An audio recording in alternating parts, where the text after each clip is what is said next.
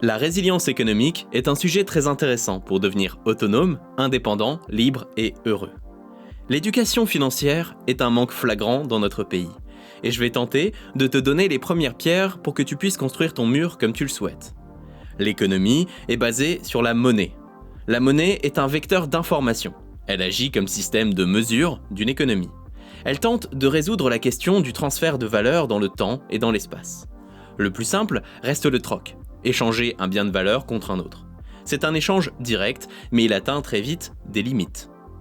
Plus la société se complexifie et grandit, plus des individus tendent à se spécialiser dans une production monoculture d'une ressource. Ce producteur, d'une unique valeur, va devoir entrer en relation avec de plus en plus de personnes différentes qui n'ont pas forcément besoin de son produit. Il y aura une différence entre ce que l'on veut acheter et ce que l'on peut proposer. La loi de l'offre et de la demande. Acheter une maison avec des milliers de paniers en osier quand on est producteur de paniers n'est pas très intéressant pour le vendeur de la dite maison par exemple. Il est donc utile de passer à l'échange indirect.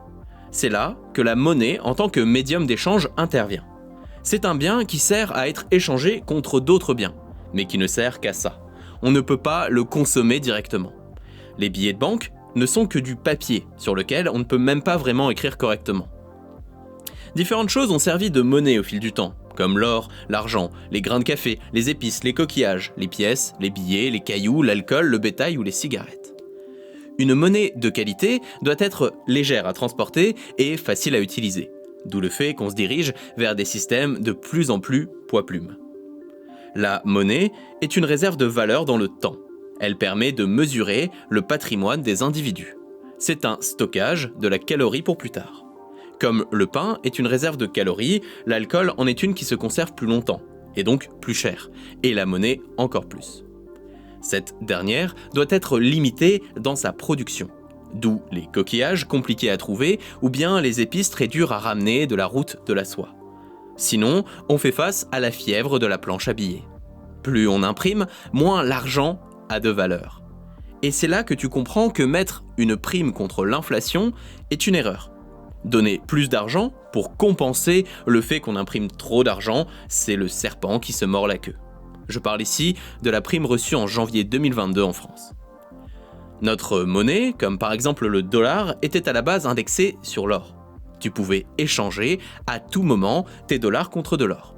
L'argent était juste plus simple à transporter. On ne pouvait, pour faire simple, pas imprimer plus que ce qu'il y avait en or dans les coffres. Mais depuis les accords de Bretton Woods, ce n'est plus le cas. On peut maintenant créer autant de monnaie que l'on veut. L'inflation. Parlons maintenant de l'inflation. Dans une économie de marché, les prix des biens et des services varient à la hausse ou à la baisse. L'inflation, c'est une hausse des prix. Les États, en Europe, tentent de la maintenir à 2% par an. Mais ce processus fait en sorte d'éroder la monnaie. L'euro que tu possèdes maintenant a plus de valeur que celui de demain. Si, avec 1 euro, tu peux acheter une canette de coca à 80 centimes, tu auras une canette de coca et 20 centimes. Si demain, elle vaut 1 euro, tu n'as plus qu'une canette de coca et c'est tout. Et si dans quelques temps, cette canette vaut 1,20 €, eh bien tu n'auras même pas de quoi acheter. Or, si tu échanges du temps contre de l'argent, par le biais du salariat, plus tu évolues dans la vie, plus tu es pauvre. Car ton salaire, bien souvent, évolue moins vite que l'inflation. Mais surtout, l'inflation va violemment éclater, à grands coups de batte de baseball, ton épargne. Vu qu'elle entraîne une perte de valeur, elle diminue le taux de rendement. Concrètement, si tu as épargné 10 000 € aujourd'hui, demain ce sera peut-être l'équivalent de 8 000 € de pouvoir d'achat. D'où le fait que certains survivalistes achètent de l'or. Car l'or est une réserve de valeur plutôt stable dans le temps. Elle permet de se protéger un minimum de l'inflation. Mais son souci, c'est que ce n'est pas liquide, c'est-à-dire que tu ne pourras pas facilement le dépenser pour acheter ce que tu veux. Il ne rapporte rien non plus. Tu ne vas pas ouvrir ton coffre un beau jour et voir entre 2 gros lingots un bébé lingot qui serait né dans la nuit. Les crypto-monnaies et Bitcoin. Et c'est là que les crypto-monnaies entrent en jeu. Bitcoin base sa réussite sur sa limitation en quantité. Il n'y en a que 21 millions. Si n'importe qui peut produire de l'argent, il perd de sa valeur. Si on imprime trop de devises, elles perdent de sa valeur. elle doit garder une certaine rareté. Sinon, on se retrouve face à une perte de confiance. Bitcoin permet d'être sûr qu'il n'y aura pas de course à la planche à billets. Bitcoin, c'est de l'or en mieux. Mais avant de parler de Bitcoin, revenons aux fondamentaux. Il est intéressant de connaître les évolutions technologiques en matière de flux monétaire. La crypto-monnaie est une notion fondamentale. Je te conseille le travail d'Asher, un YouTuber qui vulgarise très bien la chose. Ou encore, tu peux te tourner du côté de Grand Angle Crypto, le Trône Crypto ou encore le Journal du Coin. Tu retrouveras de nombreuses sources en description. Les cryptos paraissent très complexes, alors qu'elles sont d'une simplicité enfantine. Qu'est-ce qui est le plus important sur un billet de banque ? Son numéro de série. Le reste, les micro-points, hologrammes, papier, encre, ne servent qu'à le protéger. Protéger son authenticité et empêcher qu'un Gugus écrive un numéro de série au pif et dise que c'est un billet de banque. Le billet de banque a une preuve de matière ou de réalité. Il faut une preuve que le billet est un vrai pour lui accorder sa confiance. On accorde notre confiance dans quelque chose qui va avoir une valeur stable dans le temps et que nous pouvons contrôler nous-mêmes. Or, une banque centrale peut décider de beaucoup de choses, notamment de la valeur de son papier-monnaie. Nous n'avons donc aucune prise sur elle en tant que particulier. On subit et c'est tout.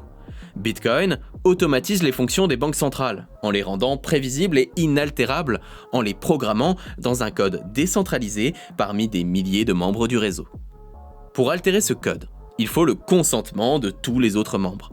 La blockchain, c'est une technologie, comme Internet par exemple, et la technologie qui supporte des sites Internet. Et les crypto-monnaies, ce sont des sites Internet comme Facebook ou YouTube. Les cryptos sont donc des applications de la technologie blockchain. Ça permet de communiquer, toi et moi, en toute confiance. Quand on échange de l'argent, on passe par la banque qui est un tiers de confiance. Si demain il n'y a plus de banque, comment on fait ? Je te donne un billet ? Bah non, s'il n'y a plus de banque, le billet ne marche plus. Il manque la confiance. La blockchain, c'est un algorithme, comme Uber, qui connecte des particuliers qui ont besoin d'aller quelque part à des particuliers qui peuvent le mener quelque part. La blockchain, c'est autonome. C'est comme un livre sur lequel on écrit tout ce qui se passe et tout ce qui se dit. À chaque fin de page, toi et moi, on relit et on vérifie ce qui a été écrit. Est-ce que c'est bien ce qui s'est passé ? Et ensuite, on la signe. La blockchain, c'est ça. C'est une histoire, c'est un registre qui reprend tout un tas d'informations. Si dans la page 1, il y a 1000 pièces, que j'en ai 500, et toi 500, et que je t'en envoie 500, sur la page 2, on sait que tu en as 1000 et moi 0. Et c'est stocké partout et de façon immuable. À chaque écriture, c'est quelqu'un, au hasard sur Terre, qui va écrire la page. On ne sait jamais qui ce sera. C'est ce qu'on appelle les mineurs de crypto-monnaies. C'est-à-dire quelqu'un qui utilise un ordinateur qui met à disposition sa puissance de calcul pour vérifier des transactions. L'ordinateur va vérifier que si je t'envoie un bitcoin, que tu puisses le recevoir, que je l'ai vraiment, que je suis moi, que tu es toi. Et ça peut être n'importe quel mineur tiré au sort. Dès que c'est écrit, la sauvegarde est transmise partout. Si tu télécharges un wallet core, tu vas télécharger toute la blockchain, soit 300 gigas de texte.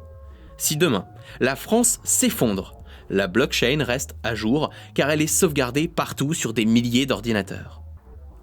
Toutes les 10 minutes, un nouveau bloc, c'est-à-dire une nouvelle page, arrive. On peut donc calculer le temps en échelle de blocs et se donner rendez-vous dans tant et tant de blocs. Si je veux t'envoyer un bitcoin que je n'ai pas, l'ordinateur tiré au pif va s'en rendre compte. Il va envoyer l'erreur dans tous les registres de la Terre en disant « ce n'est pas logique, le bitcoin numéro 5678 a été dépensé à tel endroit et à tel moment, il est à présent en possession de telle personne, donc il ne peut pas le dépenser 2 fois. » L'histoire, ce gros registre, ce gros livre sur la table, et on en a tous une copie, montre ce qui est vrai et ce qui est faux. Enfin, la blockchain, c'est sous pseudonyme, c'est-à-dire qu'on n'a pas le nom et prénom d'une personne, mais à la place une adresse pleine de lettres et de chiffres. Pseudonyme ne veut pas dire anonyme, car il est toujours possible de remonter à la source. C'est juste qu'au lieu d'utiliser son nom, on reste discret. Bitcoin est au final une amélioration de notre système monétaire. Il a réussi la séparation de l'argent et de l'État. C'est aussi lui qui souffle l'état des marchés crypto. Globalement, quand Bitcoin va bien, le monde de la crypto aussi.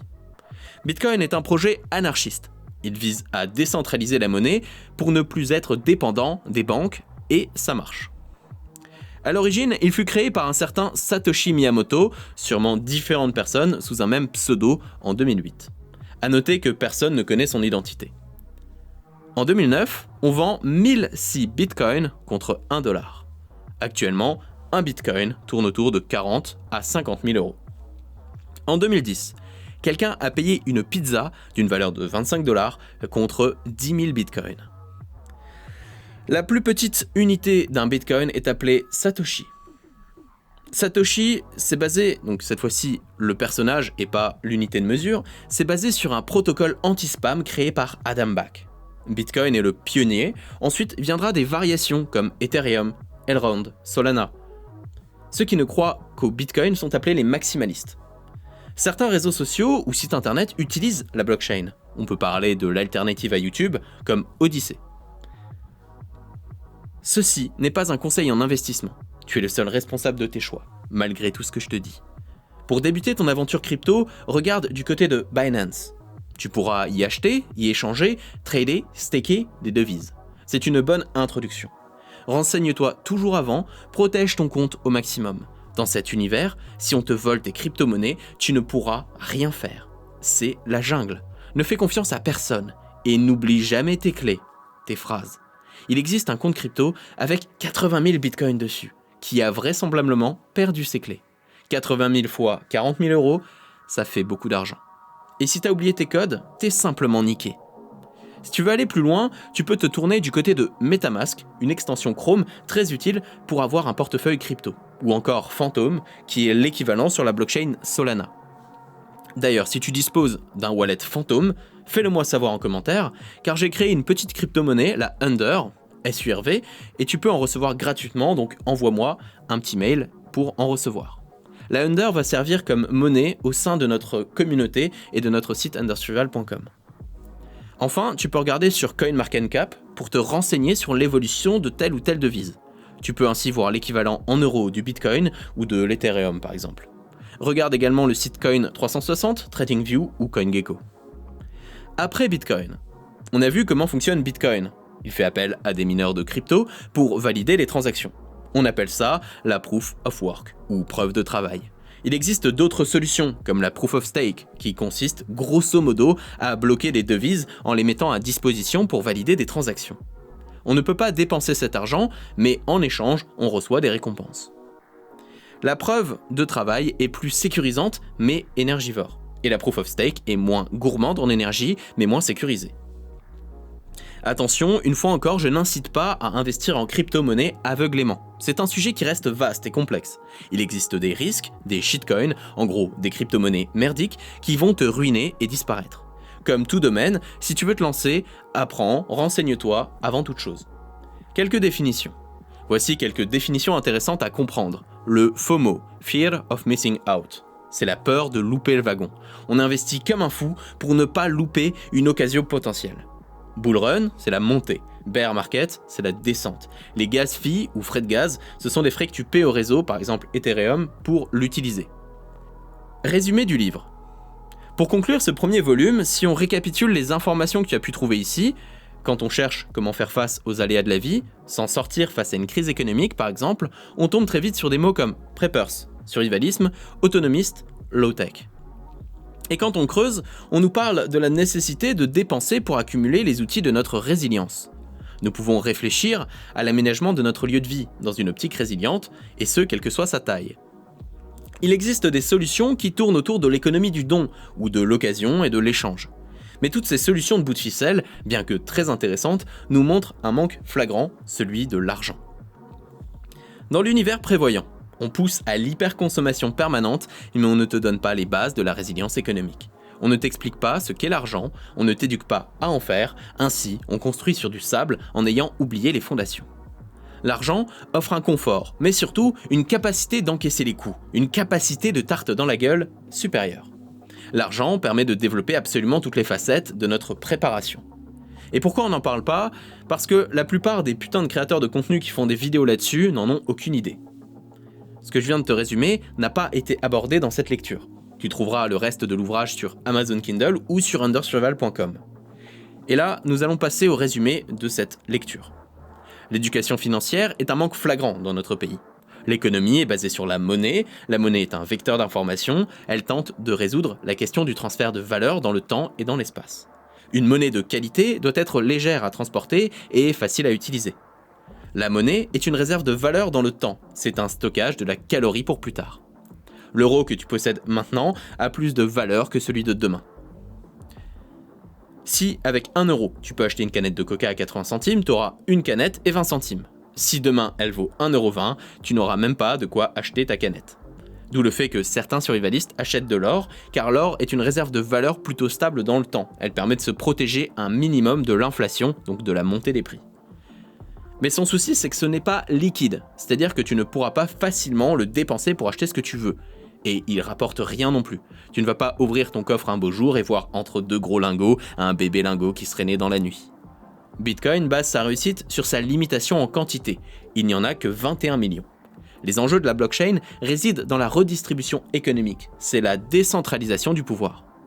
La blockchain est antifragile, de par sa capacité à fonctionner même si on retire un morceau, comme tout un pays par exemple. La blockchain, c'est autonome. C'est comme un livre sur lequel on écrit tout ce qui se dit, tout ce qui se passe.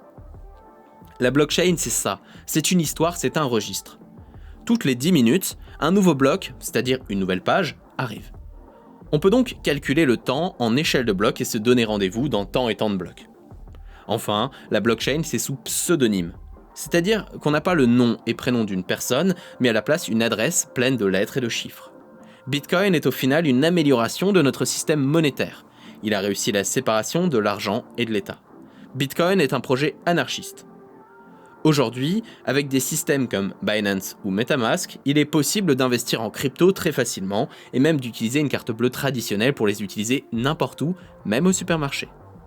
Quelques conseils en vrac. Acheter une crypto moins connue, c'est miser potentiellement sur Visa ou Mastercard de demain. Les personnes qui ne sont pas bancarisées, en Afrique notamment ou en Asie, peuvent utiliser les cryptos beaucoup plus facilement. Les cryptos, c'est beaucoup plus rapide. Visa Mastercard, c'est du 1500 transactions par seconde. Avec la crypto-monnaie, ça peut monter jusqu'à 30 000 par seconde. Beaucoup moins cher notamment sur Litecoin par exemple. L'anonymisation est possible des lanceurs d'alerte. Attention, Binance est un exchange centralisé, donc tu n'as pas le contrôle réel dessus. Mais si tu es responsable de ton argent, tu peux aussi perdre tes clés. Le marché de la crypto-monnaie est très jeune. Un bitcoin est un jeton fongible, c'est-à-dire qu'un bitcoin est similaire à un autre bitcoin. Un NFT est un non-fungible token, c'est-à-dire un jeton unique non fongible, qui n'est pas similaire à un autre. C'est une technologie permettant de rendre unique un fichier informatique comme une image, un GIF, un audio ou une vidéo. NFT, c'est un fichier informatique auquel on ajoute un certificat d'authentification qui prouve que celui qui possède le NFT est le seul à disposer du vrai. Un exemple, Mona Lisa est un tableau très connu. Le seul exemplaire se trouve au Louvre, bien qu'il y en ait un en Suisse aussi, et pourtant il y a des copies du tableau partout. Un seul cependant possède l'original, c'est la même chose avec les NFT. Pour créer des NFT, va voir du côté de OpenSea ou SolSea ou Rarible. Conclusion. Répartir son investissement entre différentes cryptos que tu considères comme intéressantes vaut mieux que de tout mettre sur une. Un truc te plaît ? Attends la prochaine chute pour investir. Les cryptos, ça monte et ça descend.